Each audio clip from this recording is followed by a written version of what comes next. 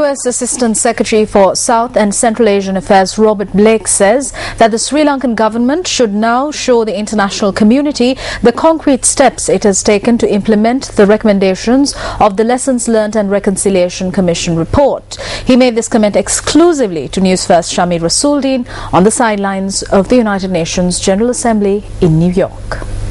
You visited Sri Lanka a few weeks back. Are you satisfied the manner in which Sri Lanka has progressed following the adoption of the March resolution that was sponsored by the US government? Well, first of all, let me say that the United States has had a very long partnership and friendship with the Sri Lankans that dates back to Sri Lanka's independence. And so during my visit, I stressed the need for really accelerated implementation of that, and particularly on some of these very, very important issues that are so important to reconciliation. Things like accountability, things like Northern Provincial Council elections, and other issues like that. Mr. Blake, many international community representatives who visited Sri Lanka during the recent past have said that the Sri Lankan government has made tremendous progress following the end of the conflict in the country, and especially after the adoption of the US-sponsored resolution in March. Do you think otherwise? No, I think there has been quite a lot of progress. I think there's been progress in areas like resettlement of IDPs, although there have been some recent cases where the very last part of Manic Farms has been closed now. We had some concerns about the fact that the last remaining IDPs were moved out somewhat against international standards. There was not a consultation process with the IDPs to determine where they were going. They were taken to a place that was not their original home. So there are some concerns in that regard. But overall, the IDP process went well.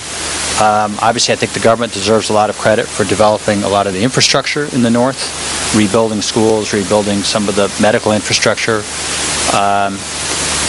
Mr. Blake, terrorism that was plaguing Sri Lanka for nearly 3 decades was eradicated in May 2009. It's just 3 years following the end of the conflict.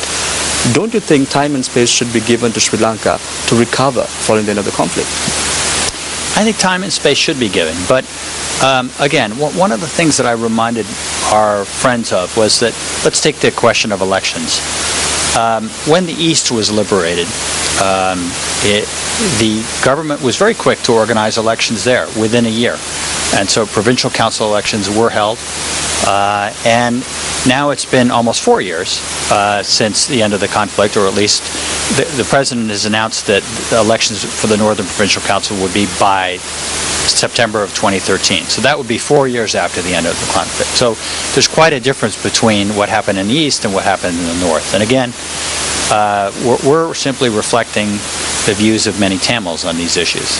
Mr. Blake, the government is saying that the international community is exerting pressure on Sri Lanka even before the wounds of the conflict is healed. Your views on this? Well, I guess I'd flip it around. I'd say that the faster that work can proceed on many of these important reconciliation matters, the faster the wounds of war can be healed.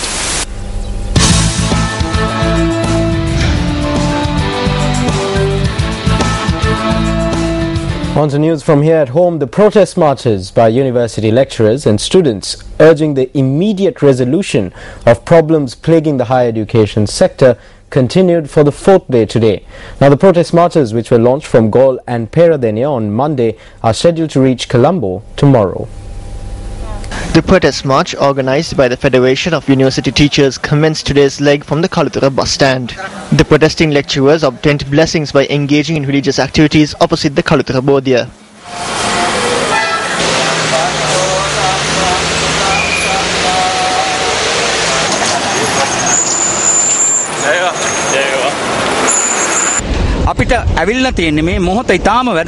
This is a very important period for us. If the artists cannot come forward at a time like this, when the intellectuals are being disgraced, I think there is no point in having artists in the country.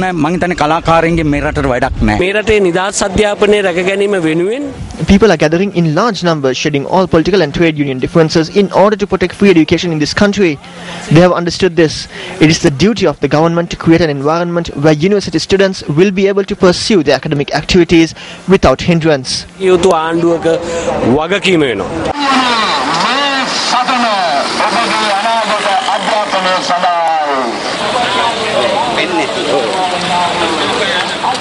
Representatives of a number of political parties and trade unions participated in the protest march in support of the university lecturers.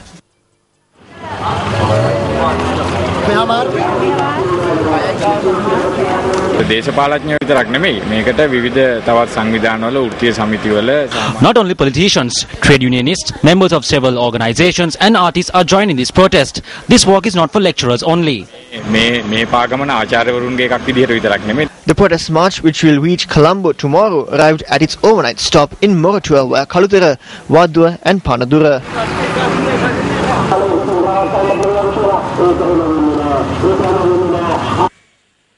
Meanwhile, the protest march organized by the Inter-University Students Federation, which will also be arriving in Colombo tomorrow, resumed today's leg from Nitambua.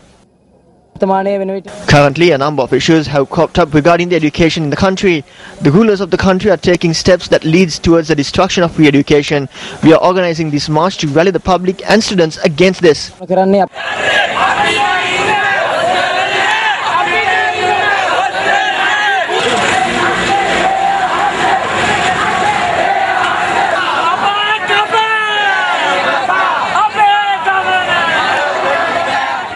The fourth day of the march ended in Kadawata.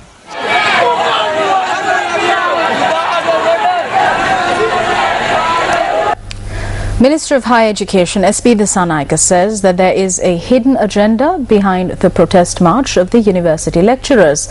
The minister said this during a cabinet media briefing today. I like when they come walking like this. It is evident that Fonseca, Ranil Wickremesinghe, the JVP and the others are jostling to get into it. The one on the other side is even better because the Frontline Socialist Party is not allowing anyone to join it.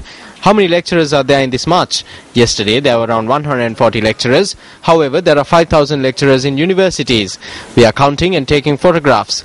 There is a group that is trying to take this on a different path with another agenda. The answer scripts of school children have not been marked.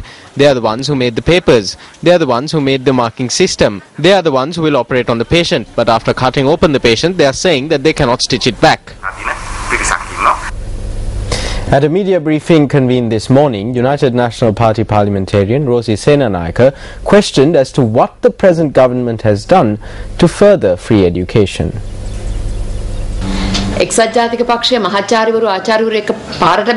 a time when the United National Party has got onto the streets together with the university lecturers in order to ensure the development of education, there are some who are condemning this.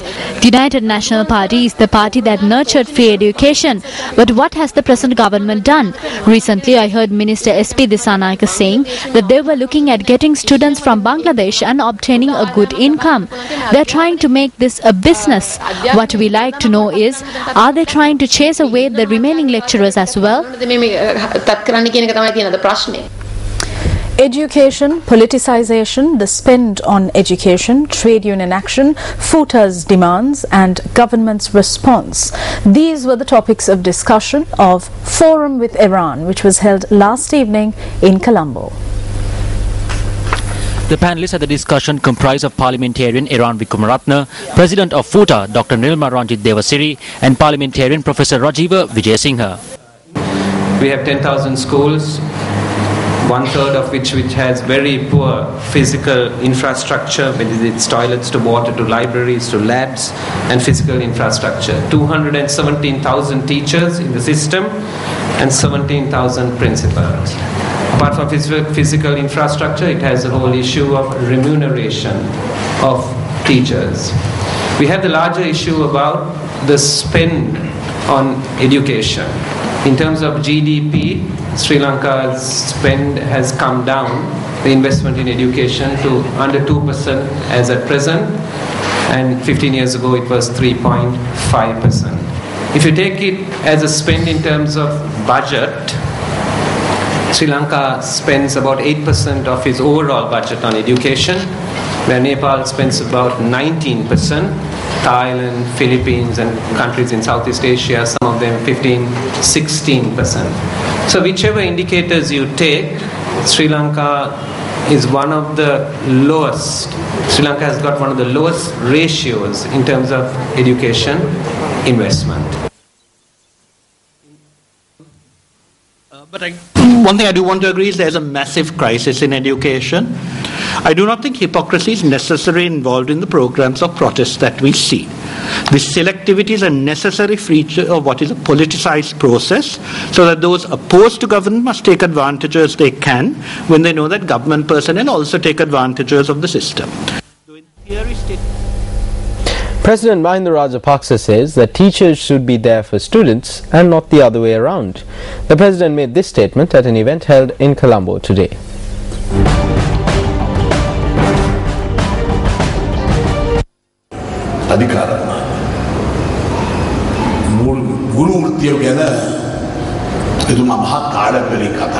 He speaks with pride about the teaching profession. He says that teaching is the noblest profession. It is not a profession that should be based on money. Look at the gravity of this statement. Today we see doctors and professors in universities taking to the streets. Students are on the streets. What would Adhikaram say if he was here today? Pray that they will take to heart the message of Adhikaram, and for the sake of the children they will return to work and we can reopen universities.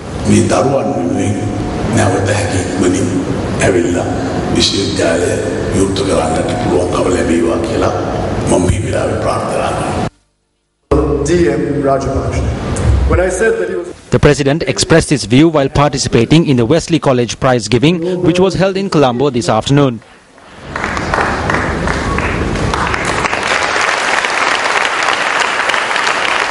The tutorial staff, parents and my dear fellow students. Cabinet has approved the 2013 budget. Thereby, the appropriation bill for 2013 will be tabled in Parliament once it is published in the Gazette. While the government's total expenditure next year will be 2,520 billion rupees, total revenue will be 1,280 billion rupees. The appropriation bill is scheduled to be tabled in Parliament on the 9th of October, while the budget is to be presented in Parliament on the 8th of November.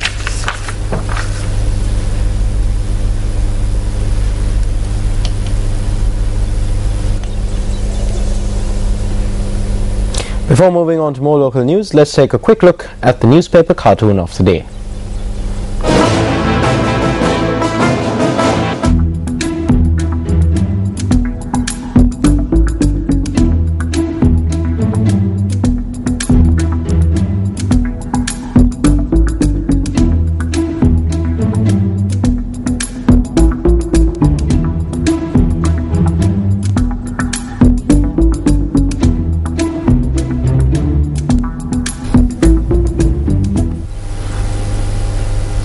Still in local news, the new Navy Commander, Vice Admiral Jainath Kolumbage, assumed duties this morning. He is the 18th Commander of the Sri Lanka Navy. The official ceremony where the outgoing Navy Commander handed over duties to the new Commander was held at the Navy headquarters this morning.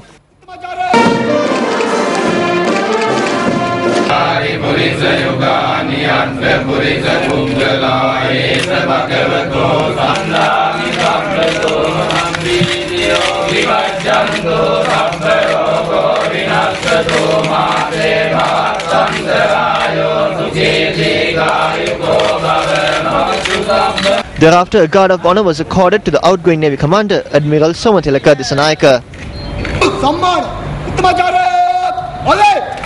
A guard of honor was accorded to the new Navy Commander.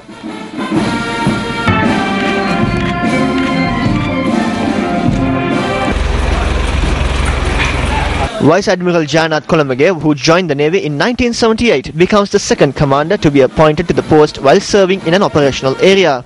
He previously served as the Naval Commander in the East.